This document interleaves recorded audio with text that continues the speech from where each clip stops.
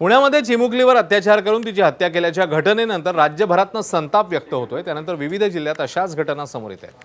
अकोल्यामध्ये 6 वर्षांच्या चिमुकलीवर अल्पवयीन मुलाने लैंगिक अत्याचार केल्याचा आरोप आहे। अकोल्यातल्या मोठी उमरी भागातली ही घटना आहे।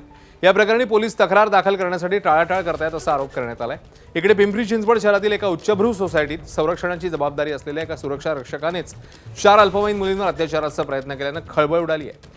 तर भंडाऱ्यात देखील एका 50 वर्षीय नराधमाने 13 वर्षांच्या अल्पवयीन मुलीवर अत्याचार केल्याचा धक्कादायक प्रकार उघड झालाय। या अत्याचारामुळे ही पीडित मुलगी 4 महिन्यांची गर्भवती आहे। या घटनेमुळे संपूर्ण जिल्हा हादरून गेलाय।